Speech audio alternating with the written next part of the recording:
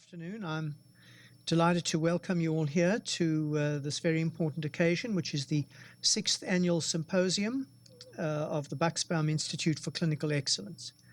And so a very brief history of the Institute. It was founded in 2011 with a $42 million gift from the Matthew and Carolyn Bucksbaum Family Foundation. And we're delighted that Mrs. Kay Bucksbaum is here. And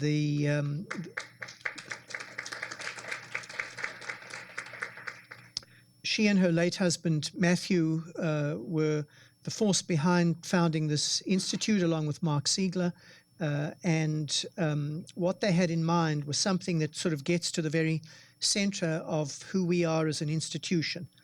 And the goal of the institute is to improve patient care, to strengthen the doctor-patient relationship, and to enhance communication and decision-making between patients and physicians through research and teaching programs for medical students, junior faculty, and master clinicians. So clearly that is at the center of who we are and what we do, and that is why the Institute has gotten off to such a strong start and has taken such hold. So currently, more than 250 of our faculty, students, trainees, are participating and have participated in the Institute. There are a very large number of programs, and the impact has been felt very broadly. I think the most important issue from my perspective is that in every institution like ours, people talk about the importance of patient-centered care and the doctor-patient relationship, and we have a real institute with significant resources and investments that make that very real and advance that cause on a daily basis. So I'd also like to recognize the advisory board members who are sitting in the front over here. So Mrs. Bucksbaum, Dr. Arthur Rubenstein, who is well known to many of you, Dr. Jordan Cohen, Dr. Laura Roberts, Mark, Matt Sorrentino, and Holly Humphrey.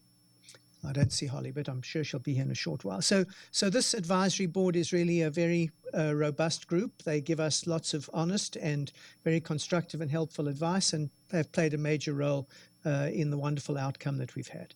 So I'd now like to introduce Mark Siegler to introduce our keynote speaker. Thanks so much, Ken. Welcome all of you to the 6th Annual Symposium. I'm delighted to introduce Dr. Laura Roberts, who will be our keynote speaker at today's meeting. Dr. Roberts received her bachelor's degree with honors from the University of Chicago, and then completed a master's in the Committee on the Conceptual Foundations of Science, and then came to the Pritzker School of Medicine to work here. And after graduating with honors from Pritzker, Laura took a year off to do the McLean Center Fellowship. Beginning in 1988, she worked with me on a series of papers, and one of her early papers, where she was the lead author, was entitled Caring for Medical Students as Patients. And that paper relates to the topic on which Dr. Roberts will speak today. In the years since leaving Chicago, Laura has done magnificently.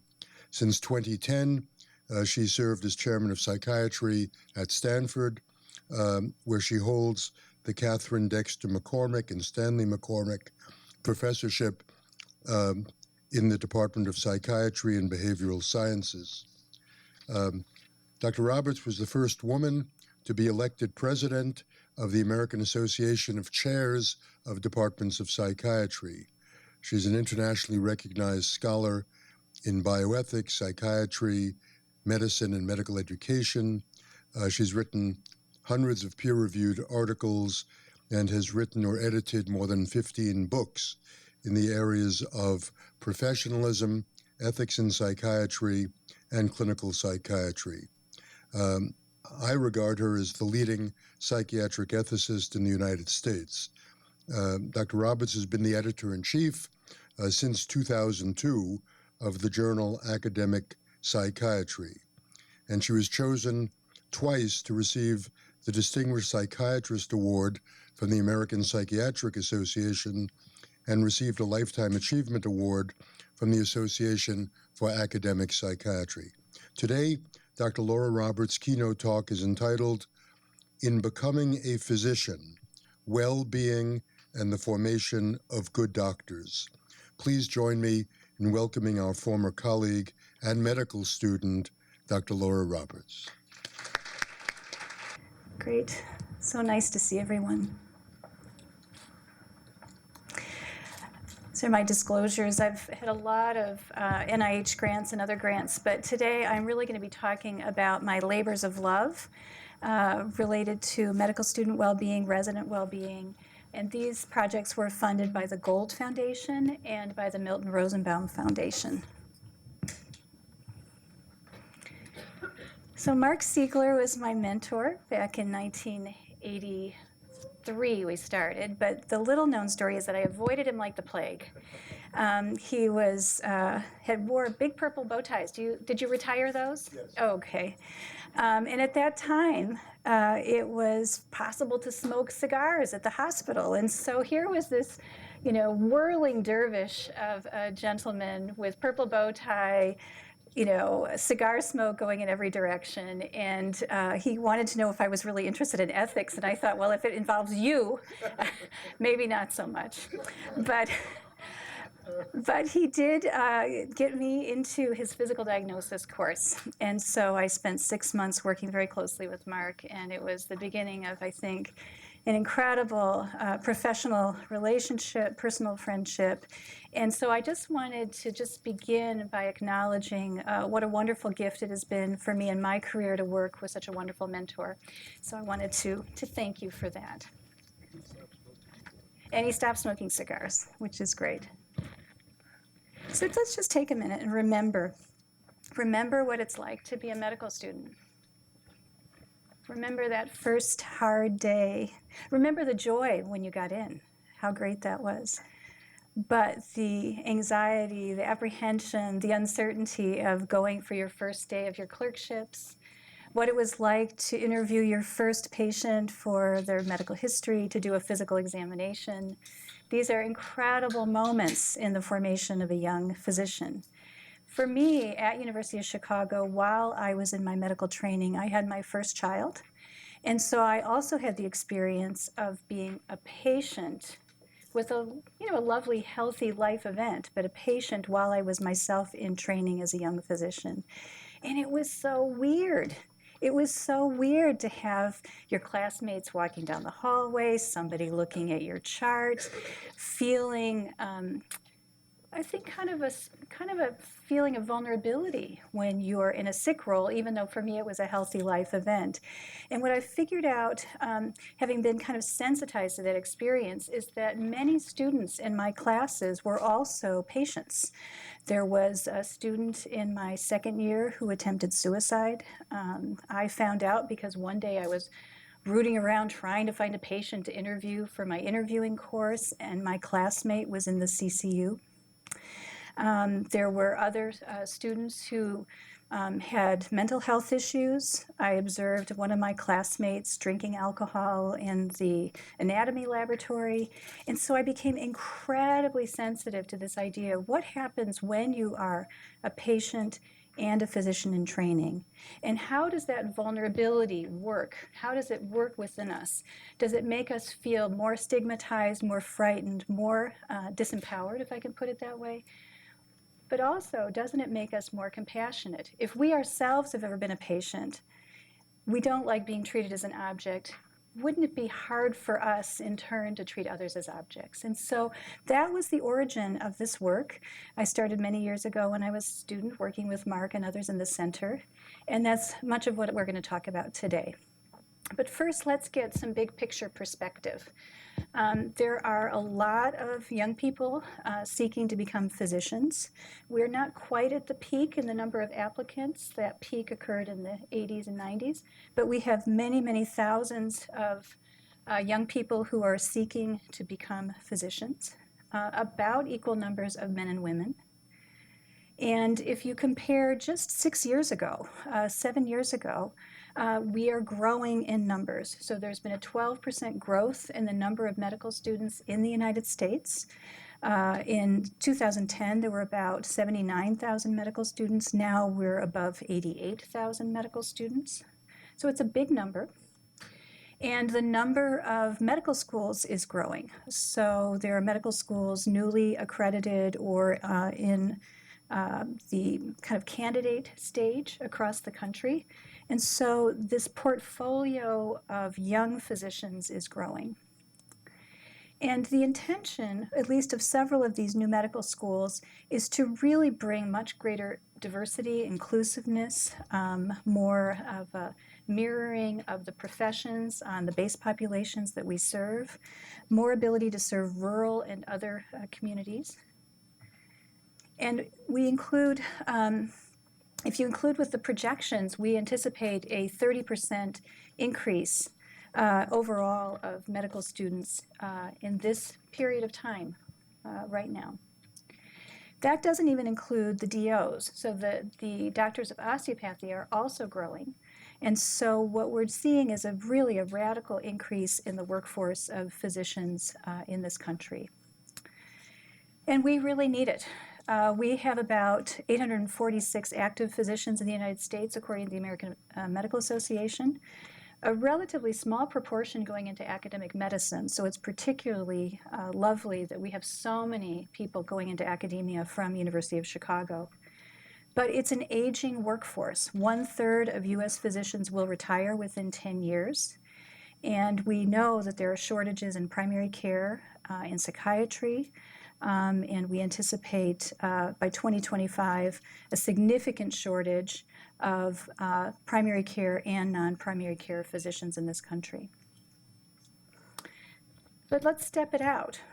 Those physicians are entrusted with the care of patients, and in the United States, we're very influential in terms of the care that we provide. And so if you think about the world and the impact throughout the world, there are many billions of people throughout the world. In our country, there's about 320 million people. By 2025, they'll have this country's population will almost be 350 million, and it will be an older population. Very small growth amongst children and significant growth among the elders. And so these are the individuals who our medical students will be providing care for.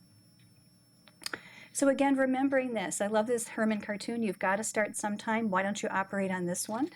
Everybody remember that first moment? So what do we know about the well-being of physicians and physicians in training? And when you think about the goals of the Bucksbaum Institute and the work of ethics, is there a connection between well-being and professional behaviors? Well, what we know is that there are significant stresses associated with becoming a physician, and that this stress can then become manifest in full-blown mental health conditions. About 40% of medical students have significant depressive symptoms, and about 25% with significant anxiety symptoms.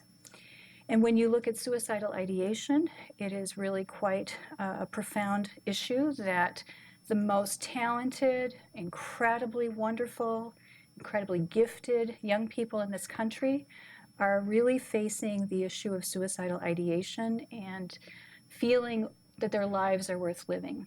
And so we are particularly concerned about students and residents who identify as underrepresented minority, students with pre-existing illnesses, students who are considering leaving medical school. And the data suggests that there really are significant concerns about suicidal ideation at the transitions to high-stakes evaluations like big examinations and moving onto the wards. So a study that I did when I was a medical student with a grant of $1,500 was a 9-school study of the health needs and care seeking of medical students. We had over 1,000 medical students at 9 different schools across the country. And we found that the vast majority of students did express need for physical health care and almost 46% for mental health care needs. But 57% of the students didn't seek necessary care, and it was largely because they had difficulty taking time off, they were worried about the cost of care, And often they would find that curbside consultation, so going and just talking in a sidebar way with one of their colleagues or one of their teachers, was really their solution for getting the physical and mental health care that they need. And that was primarily due to convenience and cost concerns. But a very profound issue was the jeopardy that was perceived to be associated to their academic status for having any kind of health issue. Obviously, it was a great concern for drug or alcohol-related conditions, HIV, serious infection, depression, anxiety, eating disorder, but also things like cancer, relationship issues, physical conditions, and just life developmental issues. Students were concerned about their academic jeopardy for that, and they expressed strong preference for off-site care for those kinds of health issues. And when we asked specifically vignettes about a suicidal classmate, 45% of students in general would tell no one. Of the 9 schools, the range was 19% to 70%. And when a student was known to have alcohol or amphetamine use with linked erratic behavior, again, a majority of students would tell no one. So the culture of silence was alive and well. This work was fairly early in the field, and there have been a number of studies since then. There was quite a remarkable study published by Gerbert et al. In Academic Medicine not quite a decade ago, with more than 2,000 physicians in training, so medical students and residents. And they found significant presence of depression, greater among medical students and residents and greater among women than men. The women feature we're not surprised by because that maps onto the base population. Again, prominent suicidal ideation, particularly among underrepresented minorities in training. And I did just a small study. This was supported by the Gold Foundation when I was a resident, looking at resident health issues. And again, there was a fairly frequent pattern of health issues, but importantly, the ability to provide care for oneself, to stay active, eat well, to have good sleep. These were things that all declined during the course of residency. And again, there was the issue of people identifying needs, but avoiding or delaying care due to time constraints, privacy concerns, expense, and also the sensitivity around the dual role as resident and patient. Again, residents endorse curbsiding as a solution very commonly, with 28% of residents self-prescribing medication, but sometimes seeking other kinds of care from colleagues like laboratory testing, physical examinations, prescription medication. And it's hard to acknowledge that you yourself are curbsiding, but what the residents in the study showed is that they had been approached by many, many individuals for care, primarily for prescriptions. The issue of stigma and empathy came up in this study, where residents perceived some empathy, but also some ostracism from their colleagues when they had to miss work due to illness. And residents were concerned about both their peers and their attending physicians talking about them, gossiping, raising concerns about them not being perfect. And women in residence and specialty training in particular demonstrated a heightened fear for academic jeopardy, with a greater sense of sensitivity to stigma, the negative impact, and there was the need for adapted pathways to care. So the idea that we're Wonder Women, we have to be perfect, is alive and well. And just to show you what my residents photoshopped, a picture of me as Xena, the warrior woman, kind of these myths of being perfect, being fierce, and being out there. But when you look further along developmentally, there was a very astonishing survey by Tate Shanafelt looking at surgeons and suicidal ideation, finding that, again, a significant proportion had thought about ending their lives and had thought about it recently and were reluctant to seek care because of repercussions for their licenses. So pretty serious concern. Highly prevalent mental health issues and significant challenges. And these are particularly salient among certain subpopulations of students. I think there's an under-recognition of the physical health and access to health issues that students encounter in residence, problems with stigma and the hidden curriculum, and this link with professional and personal developmental issues is clearly important. So then the literature took a very interesting turn, which was it began to associate well-being and professional behaviors, just as I talked about well-being and self-prescribing, which is a concern in terms of professionalism. There were other studies. And as we know, medicine is very much like this, either cheer up or take off the hat. We're expected to kind of handle our inner sense of anguish and our stress and move forward. And this really speaks to this larger issue of abuse and mistreatment in the medical culture. There was a landmark study of medical student abuse before many of you here, but some of us will recall that University of Colorado showed incredible courage when it published a study of their medical students showing that medical students had had experiences of mistreatment and abuse in their training.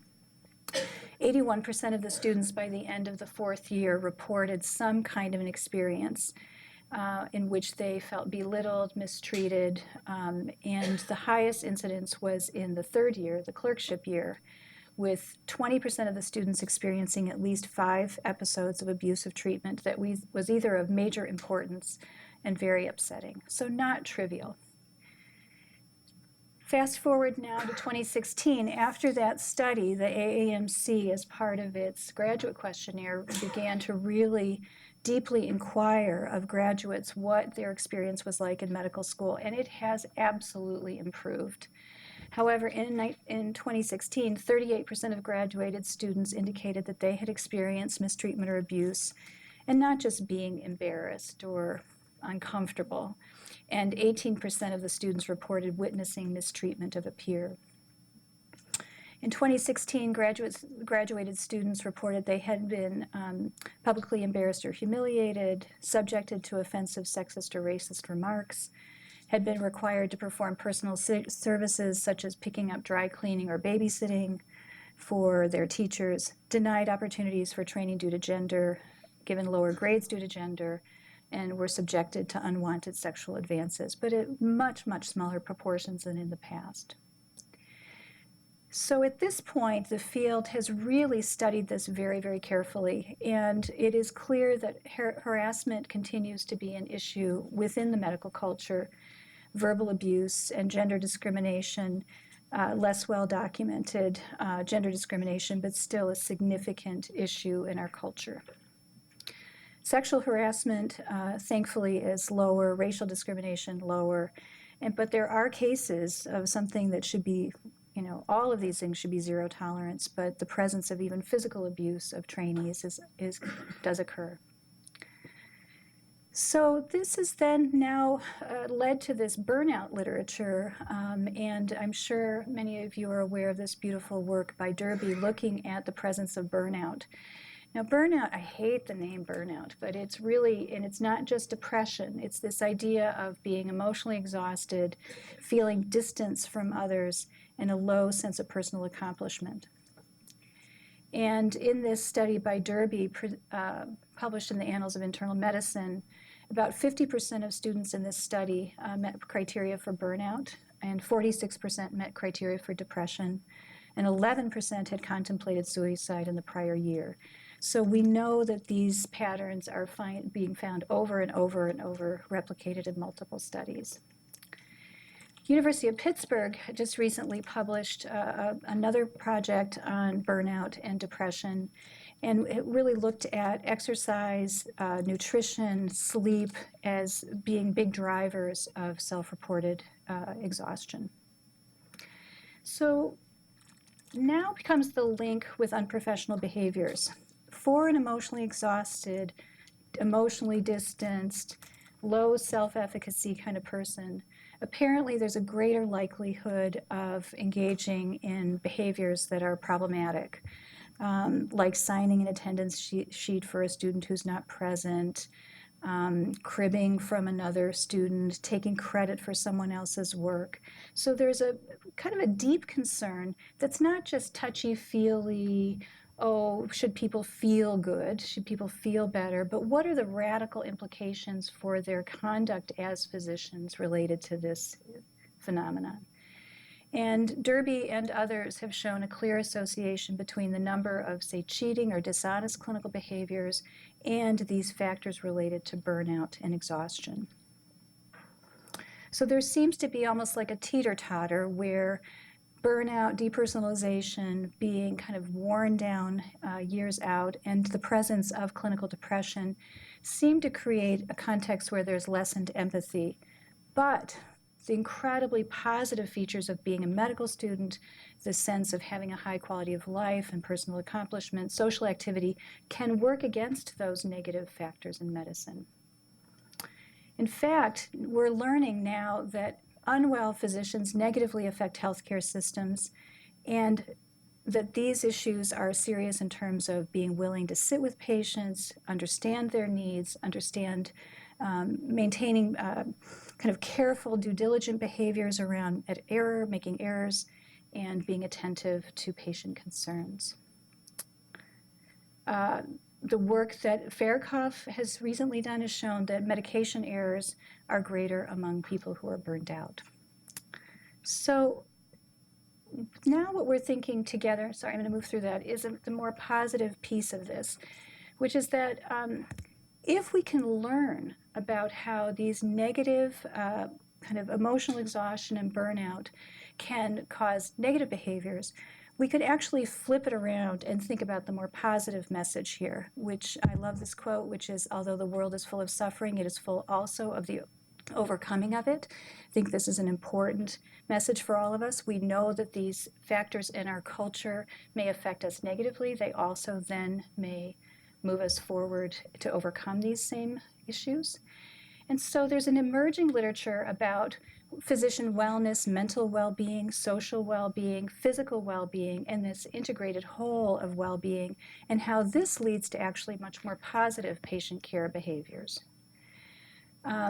The study that I did just as a medical student, I had many narratives from my classmates and others across the country who talked about how important the experience of caring for others and loving other people who've been through illnesses can inspire them to be very compassionate in their care of others. One student talked about how I would hope to be the physician who cared, I would hope to be like the physician who cared for my father when he was passing away. Another student commented, my mother had stage 4 ovarian cancer. I had many opportunities to interact with her oncologists, respect them for their knowledge, but determined that my bedside manner would be markedly warmer than the vast majority of house staffs and attendings. Another student commented that my brother underwent 10 neurosurgeries. Mistakes made by physicians and lack of technology convinced me to enter and advance the field. I'm going to keep going through this. I love this one. I have osteoarthritis in my right hip. This is a medical student, which has now removed from me many joys. I'm learning how far-reaching a disease can be into someone's life and the need for good communication from healthcare workers to alleviate fear and anxiety. So this idea is that by harnessing the experience of being a patient or being in touch with your own vulnerability, some personal experience with illness, either yourself or a loved one, can actually generate much greater experience of empathy and more compassionate clinical practices. We've performed a study that showed that people who reflect on their own experiences as patients enjoy talking with patients more. They feel greater compassion for their patients. They value a thorough understanding of their patients, and they also have different clinical practice, for example, providing more effective pain management. And this is true for residents and medical students with personal illness experience. They more highly value these experiences and these attributes in caring for others. And we found now in this larger literature about the self-care of healthy physicians that those physicians that are themselves engaged in health screening practices are much more likely to take better care of their patients in terms of mammography, colon cancer screening, blood pressure screening, cholesterol status, and smoking status, that these are highly correlated, that individuals, physicians who take good care of themselves have these same practices in the care of their patients. Another study also talked about preventive counseling behaviors, in particular related to sexual health. And the next movement that has emerged in the literature now relates to this sense of calling and purposefulness. If you see medicine as a calling, as a deeper act of service to others, you're much less likely to become burned out, to become emotionally exhausted. And so the higher sense of calling and reflecting on a higher sense of calling, these individuals are much less likely to regret choosing medicine as a career. They're much less likely to wish they'd gone into a different specialty. They tend to stay in medicine longer, and fewer report burnout. So this now kind of moves us to the point where we're going back to the old-fashioned virtues, as Mark Siegler and others in this room have talked about. This idea, well, maybe the whole idea of a calling is old-fashioned. And it's true that the sheer volume of information that today's medical students must assimilate, the debt they have to take on, and the increasingly technological nature of medicine may dampen the sense of calling. But as Abraham Verghese has said, and yet students continue to enroll in medical school, coming to this profession for timeless reasons, because of a physician they admire, because they want to serve others, or because they have themselves suffered or witnessed suffering. So this idea of taking the hardship and transforming it into the gift of calling and caring to others. And here's Mark. Mark says that the young medical student is not very different than we were 50 years ago, and I have a feeling that we weren't so different from the medical student 50 years before. The new medical student comes to medicine with a sense of caring and service and commitment and dedication. Mark says they believe as much as I do in striving for excellence and competence, and understanding that competence will give people, these physicians, the opportunity to be of great help. So we definitely know that we are stressing and bringing great burdens to our young physicians in training. Some of this is the human condition. We cannot make life and death and preterm infants and cancer and physical pain and trauma, we cannot make that easier. These are fundamental aspects of the human condition. But we can find ways to support our students, our residents, our colleagues as we encounter these very hard aspects of the human condition. And we can be more intentional and more thoughtful about how these hard experiences may be linked with our own behaviors, both positive and negative, that are important to our profession. So I would suggest it's not time to be ornery. It's time to think differently. And I do always try to find a way to get this quote into every one of my talks, that all the thoughts of a turtle are turtle. I mean, we all are accustomed to our own ways of training, of thinking, of going about our day. And what I've just described to you, really should move you to want to bring about change. These are significant challenges for the medical profession. These are significant challenges for each one of us in this room. And we cannot think in the same way. We cannot move our way through medicine in the same way. So I'm going to argue, I hope persuade you, that talking about topics of self-care and wellness is not a matter of fluff. It's not a matter of soft medicine. Physicians who engage in good self-care are themselves healthier, more fulfilled, are more able to go out and take care of the millions of people who are counting on us. But it also is really very important in terms of maintaining and advancing appropriate standards of care within medicine.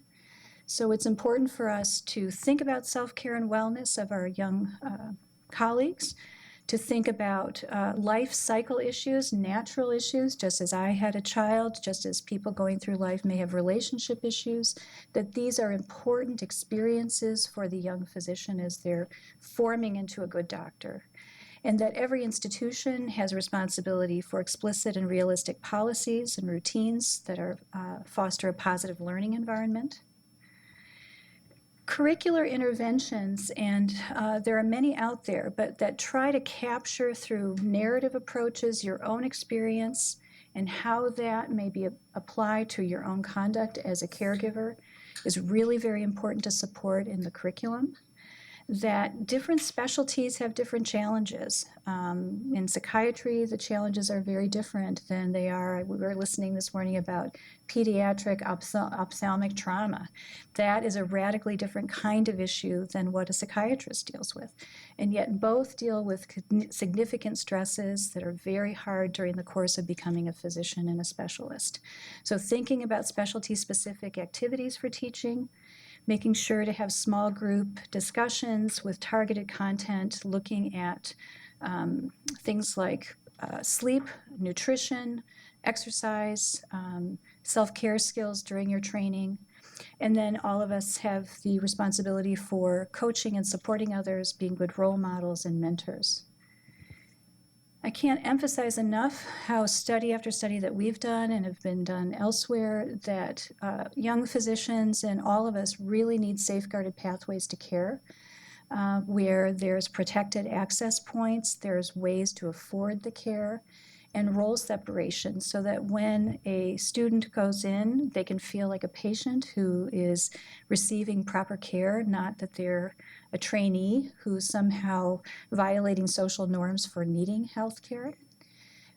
We need to be able to figure out ways to approach insurance and services. In my field, we deal all the time with medical schools that permit students to come with pre-existing insurance, and those insurance packages have mental health carve-outs, which ends up being a profound issue for the medical student because the most likely thing that they'll experience is a mental health issue during their training. Non-punitive approaches to early identification and self-referral for care. And really, it's up to us to change the culture, to view our kind of the harder aspects of medical training as being the occasion for reflection on our own vulnerability and for giving support and warmth and kindness to one another. You know, the greatest protective factor against suicide is a sense of belonging and connection. The suicide literature has described how having a thwarted sense of belonging is really one of the most disruptive factors that leads to a self-injurious act. And so one of the most important things that we can do within our culture is support one another and create a sense of connection and belonging. This will do a great deal for our patients, and it will do a great deal for ourselves.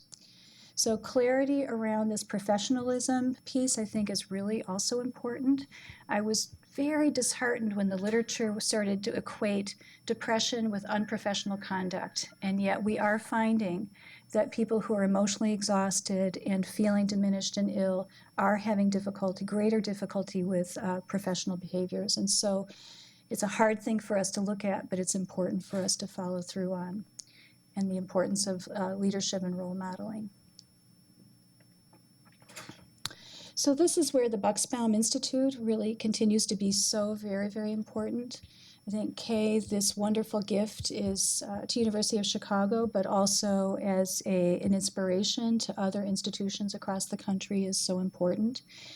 We know, all of us who take care of patients know that that moment when you are sitting with a patient, you understand them and can support them either to bear their experience with greater courage, or with a sense of being not alone, or from time to time to actually be able to implement a cure or something that really radically improves their daily life, that is such a great, purposeful, calling-filled moment in our careers. And this is what the Bucksbaum Institute is really supporting, is that connection between doctors and patients. So we want to thank you for that. So I think we have a few more minutes. I'd be happy to answer any questions. And as Mark Twain would say, I'd be happy to answer and say, I don't know the answer, but maybe together we can find them out. So thank you.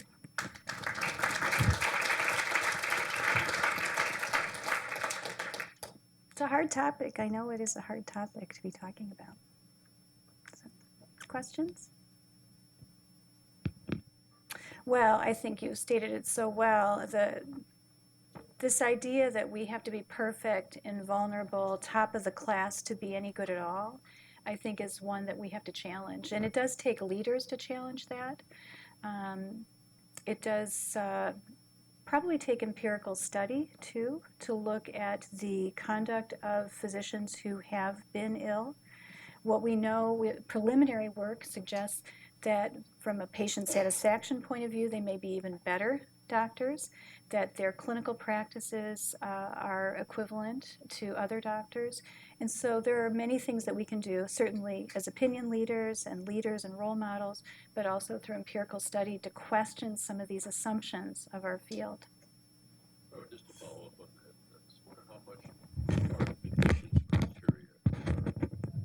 I'm just wondering how much our admissions criteria are contributing to this issue. I mean, we do select students with very specific criteria in terms of academic achievement, competitiveness, having done a lot of things that demonstrate high achievement rather than these personal qualities of empathy and humanism and thoughts about caring.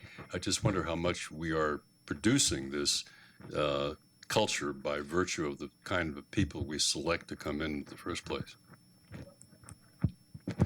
I think these are really critically important challenges. This is why many medical schools have moved to these different kinds of evaluating the candidates at the time of admission or the application stage for the non-cognitive attributes. So certainly analytical abilities and kind of intelligence, kind of cognitive features that we can test in exams, but the interpersonal interaction is so important. I'm actually going to ask Holly to respond to that. Well, Jordan, I think you probably get some credit for this, but this medical school, and I think most medical schools today, are using the holistic review process for evaluating candidates.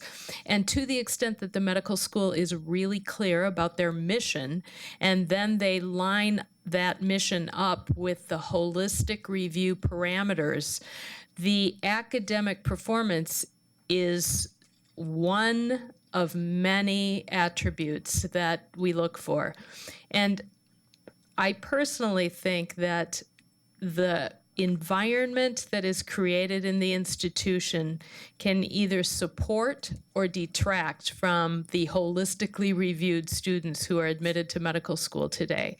And there are many things in the environment that I think we can be really proud of, such as pass-fail grading systems, more of a competency-based framework to try to diminish the competitiveness among medical students, but we have to simultaneously be mindful that our residency programs are looking to sort out thousands of applicants, and they too may use a holistic review process, but at the end of the day, they want to know who the best performers are for their residency program.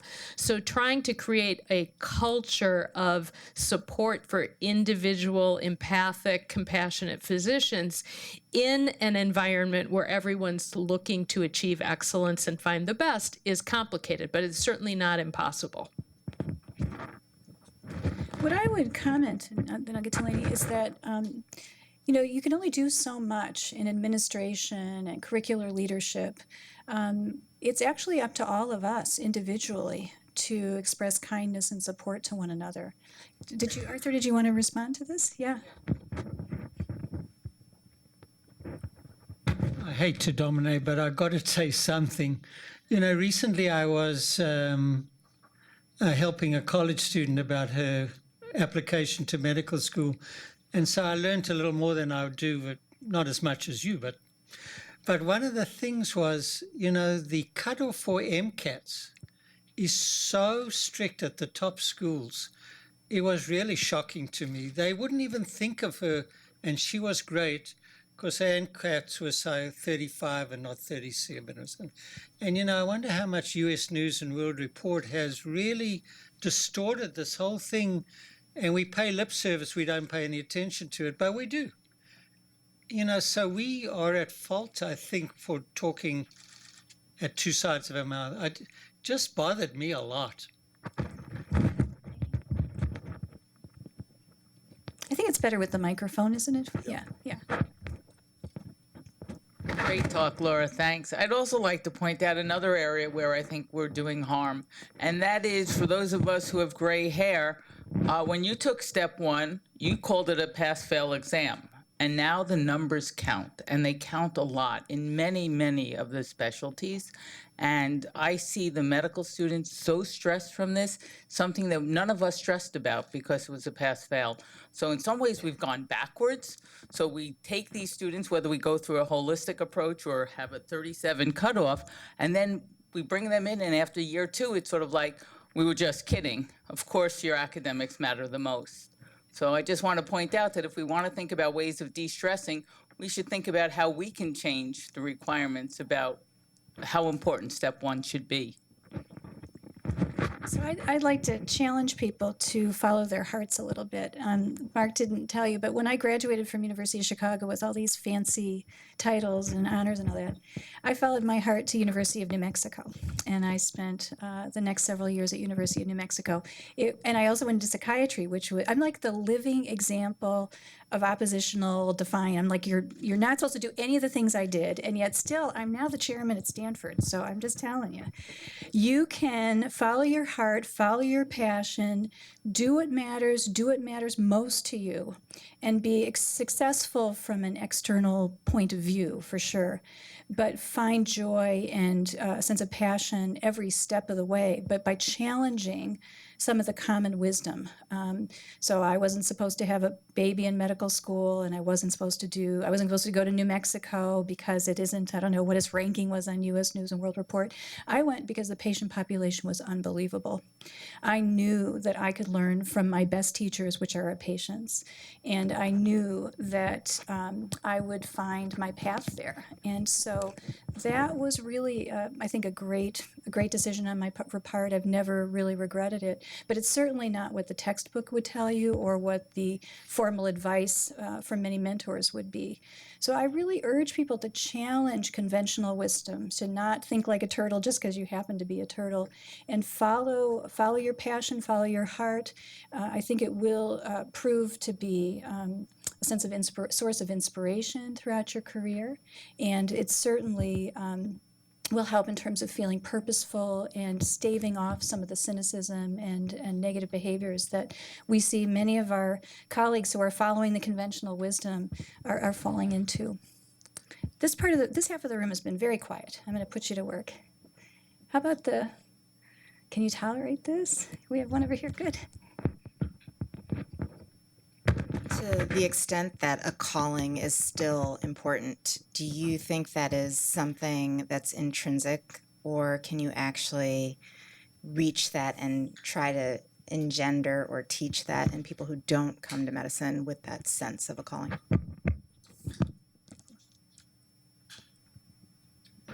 I myself am a great believer in the human condition. It teaches us all. How can you sit with someone who's facing the end of their life or holding their premature baby or, and not feel moved by it from a human point of view? And we know this. Actually, if you look at empathy and compassion 5 and 10 years out of training, it's incredibly robust. And so the issue, there really is something about our training process that's getting in the way of keeping people connected with that sense of wholeness and human feeling.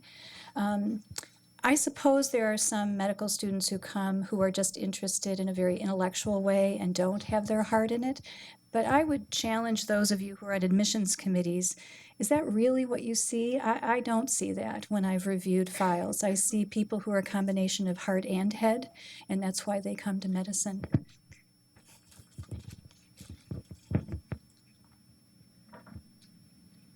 I just want to comment quickly that I had the opportunity to work with Dr. Humphrey and her team a couple weeks ago when we presented in front of future medical students around the heart of medicine and around the heart of what it's like to take care of patients. So we were able to bring 2 sets of families back where many of our wonderful physicians here talked about the experience of taking care of these patients. And it was a little bit of a risk because it was something new to do.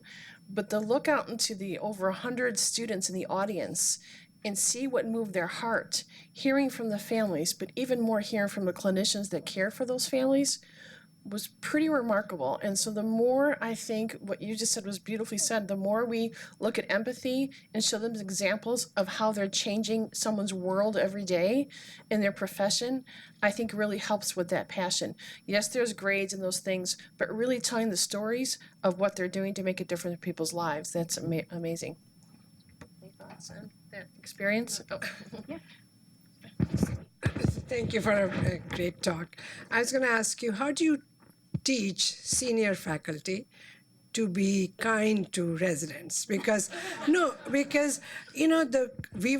when I was going through training, there was a word called pimping the resident, which I hated, and so I've tried to avoid it. But how do you train senior faculty to be kind to residents, not to embarrass them on rounds? I personally have an effect on people that they're embarrassed to behave badly in front of me. And I wish I could bottle that and sell that. But part of it is being present, right? So if I am with my faculty, they do not mistreat one another. They are not unkind to one another. So I think showing up is an important feature where leaders and frankly people who are in positions of authority show up and themselves demonstrate how it should be done, and also make very, very clear that is not normative behavior anymore, that's not acceptable anymore. But part of what my view is, part of why people end up being brusque is because they themselves are stressed and exhausted, right? I think that's where I often start in the work that I do at my own institution and other institutions, is kind of get at what is getting in the way of the senior faculty members finding a sense of joy and purposefulness in their day. I mean, all of us wanted to be busy. When we decided to go into medicine, we didn't think we were going to be just hanging out. So the fact that we're busy, that there's so much demand for our effort, I think is a strength that we can capitalize on. Giving people like less busy schedules, I don't think would be a solution. Certainly a little bit more time to sit with people and talk would be something. It's more about creating a sense of awareness in the moment about these things. So there was an amazing article in Health Affairs. This just came to my mailbox this week. It documented that 50% of physicians' clinical time is spent on the electronic medical record. 50%. And you think it's an underestimate. I think all of my trainees would say that there are many, many hours at night when they're logging in and documenting. So I think, on the list, Arthur, of things that we need to change, in addition to kind of communicating that you have to be invulnerable or a superhero to be, quote, a good doctor, I think moving out of this legal liability mindset around documentation and into the original spirit, which we all had back in the day, but I don't think is the common view now, which is that documentation is a means of caring better for our patients. Accurate documentation. It isn't just addressing medical legal risk. It isn't just an administrative burden that we have to fulfill to get our bills out. So kind of recapturing what the original point of documentation was, I think, is another important move. Other comments? Yes.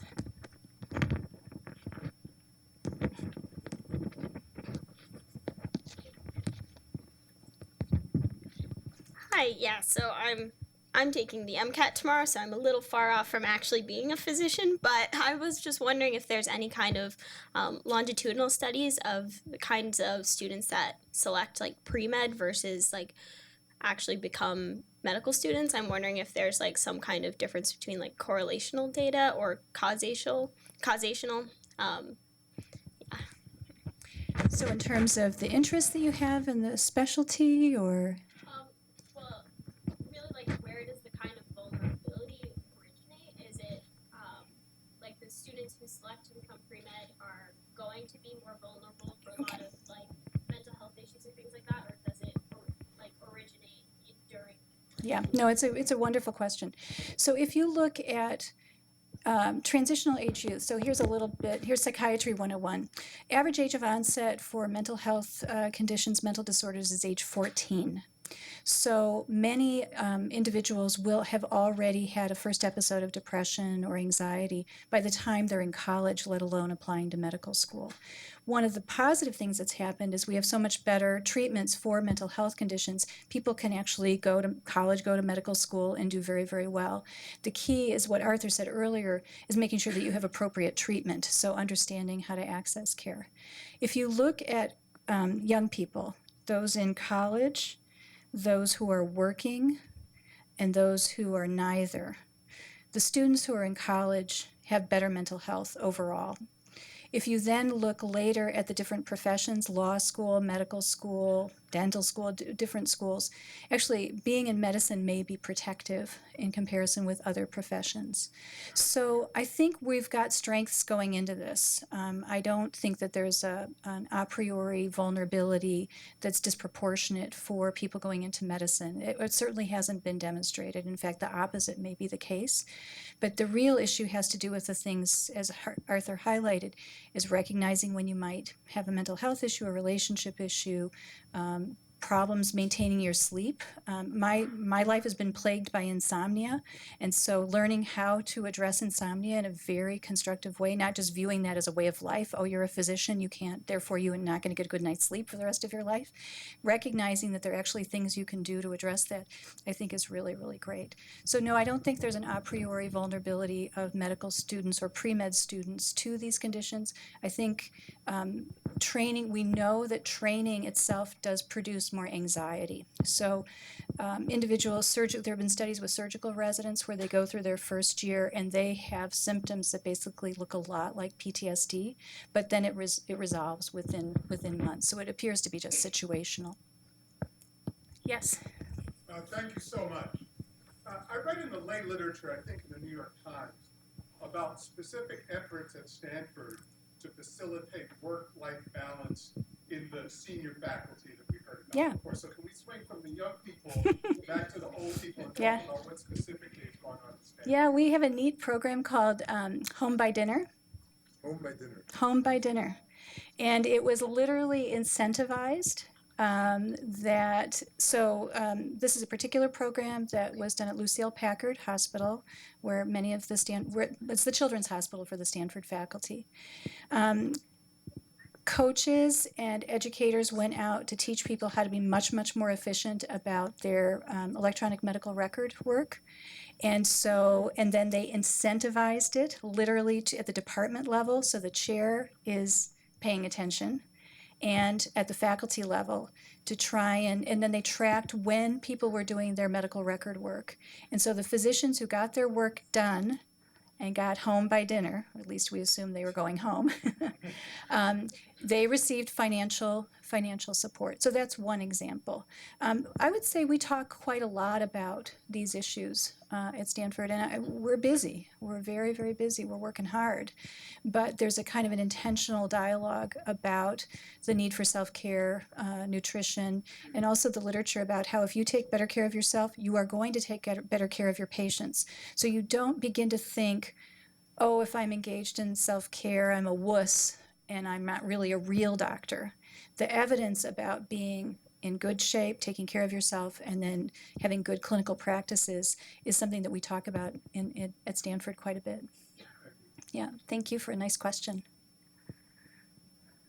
Have I convinced anybody that you can engage in self-care and still be a good doctor? This is okay? We're okay? Okay, good. Well, thank you very much for the privilege of talking with you.